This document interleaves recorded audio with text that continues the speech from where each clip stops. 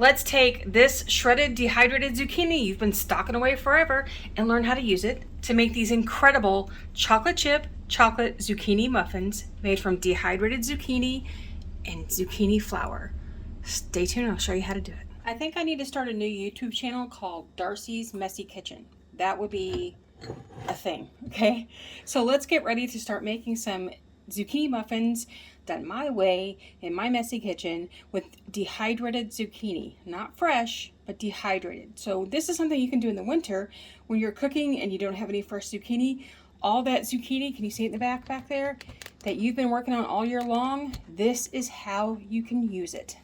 So as we're going to bake, remember that baking is a science project that does need some definition and some sticking to a recipe versus cooking, which is so much more forgiving. However, you can still adapt. So there are things that you can adapt as long as you understand the adaptations that you're making and why you're making them. So we're going to have a couple in this recipe and we're just going to go and just head right into it, okay? So this is dehydrated zucchini. This is about a cup worth of fresh. It's about a third of a cup of dried, maybe a little bit more, because you can have a little bit more as you long, that you know that it might need to take a little while longer to cook. This is what fresh zucchini looks like shredded. This is what it looks like when it's dehydrated and then rehydrated. It doesn't get up to the same body, but it still has all the same fiber and all of the same intensity. It just doesn't have that same body because in the process, the cells have been kind of damaged a little bit. So you don't get those big fluffy shreds of zucchini. And it will also matter when you look at recipes online and you see really big shreds and some people are using really little shreds. The shred doesn't matter. You want about the same volume. That's what you're looking for.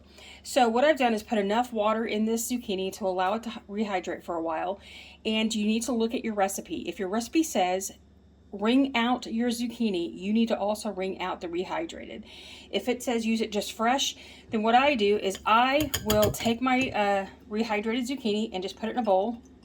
And while I'm gathering things or the last minute little things to get done, I will let it just sit and drain, because what I don't want is to introduce a ton of moisture from here into my recipe and not be able to accommodate for that cooking time and how that extra moisture affects it. But nor do I want it to be super dry because then it doesn't have enough moisture within the zucchini to taste good at the end. It will still kind of taste not quite right because you don't have enough moisture, and it can pull too much from the recipe and make a really dry muffin that doesn't work well.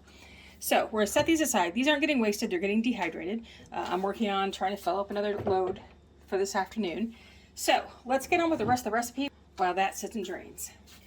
Okay, in my incredible messy kitchen, let's start with the dry ingredients. We're going to be using about 1.5 cups of all-purpose flour. I'm going to take that back. 1.25 cups of all-purpose flour. I'm replacing 1/4 cup with 1/4 cup of zucchini flour. If you want to learn how to make this and dehydrate zucchini, there's going to be a link in the description box below, here in the iCards, and at the end of this video to learn how to make your own zucchini flour. This doesn't replace your flour one-to-one. What this does is act as a supplement to your flour, and if you're keto and you tend to use a lot of coconut flour, this does replace coconut flour one-to-one. But for regular flour, you need the glutens, you need the other things that are in here. And so we're just going to replace a portion of it, not all of it. So I'm putting an extra 1/4 cup of zucchini powder into my dry mix. Then I have all the extra ingredients. There's going to be some baking soda. This is cinnamon, ginger, chocolate, okay, powdered chocolate, cocoa basically, and then some salt underneath there that you can't really see. And this is all to taste. I don't like nutmeg, and this original recipe called for it. I don't like it, so I'm not including it. So I am just going to mix this together and just kind of make sure it's all incorporated. Set that aside. Okay, so for our wet, we have 1 egg right here. It's supposed to be lightly beaten beforehand. I'm just going to use my spatula to do it real quickly. It doesn't have to be great. And if you have a stand mixer, of course, you can do all that, but I'm not going to get it out for this.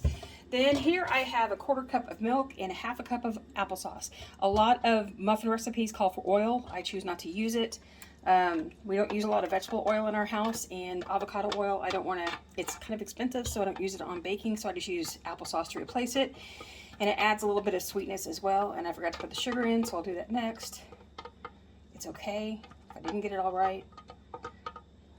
Okay, then a generous glug of homemade vanilla.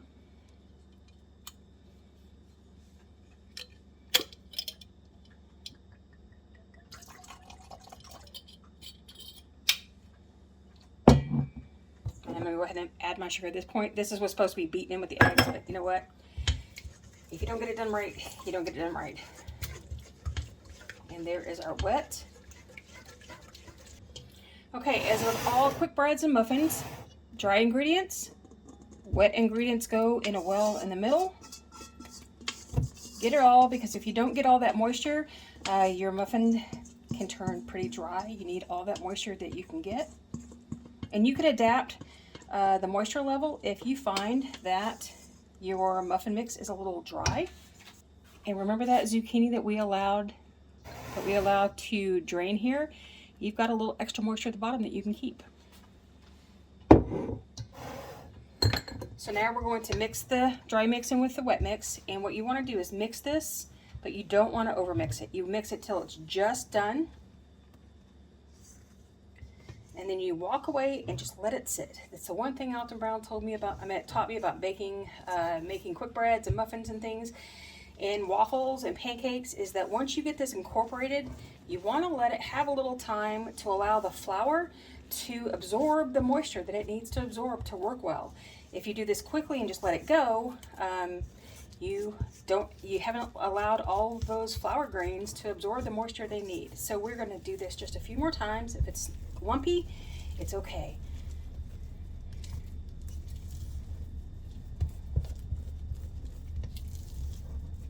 All right, so before we add the zucchini and the next step, we're going to just let this sit for just a few minutes. All right, our batter has sat here for just a few minutes. We're going to go ahead and add in our zucchini.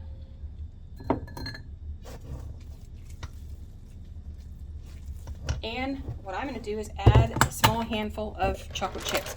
Now you may want to use about half a cup, quarter of a cup, whatever you like. Tiny little bit more. A couple extra chocolate chips don't matter. Now if you want to be really sneaky, so there is our batter for the muffins. They're going to make about 12 muffins, so let's get scooping into our muffin tins.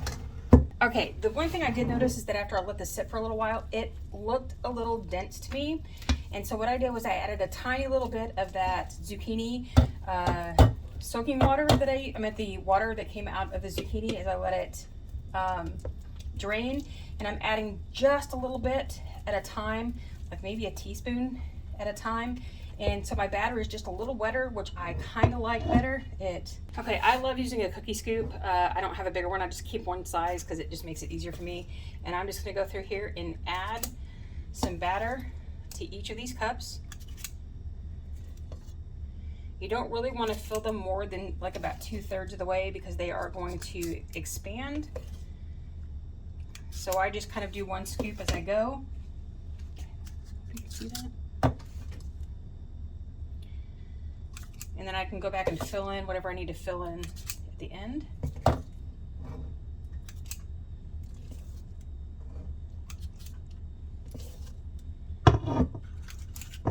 And I wish I had some amazing heartwarming story to tell you about my long lost grandmother's recipe that this came from, and that it reminds me of my grandmother every time I cook this. I don't have that to make this a little more interesting. Sometimes I have great stories, and you know, I'm never going to be on HGTV, so I'm good with that. Okay, so let's just fill up the rest of these, and we can go. I can say that I used to feed this to my kids when they were little, and we did a ton of muffins for breakfast, and we did breakfast cookies and all sorts of baking when they were younger. But as they've gotten older, they're just not as interested. So I haven't done as much baking in the last couple of years as I did before, and I kind of lost my knack at it. So it's taken me a little while to get back. Trying to remember all of my tips and tricks. Okay, here we go. We're gonna have some messy muffins, okay? Because just like with everything else.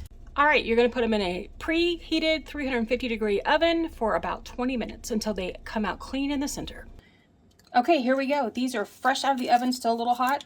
This is the inside, so you can't even see the zucchini at all, can you? These are dehydrated zucchini, chocolate chip, chocolate zucchini muffins that are perfect for putting into a lunch bag for your kids for back to school. They're perfect for the freezer. So if you would like to learn how to dehydrate zucchini and make your own zucchini flour to do these kind of muffins, check out the video right here.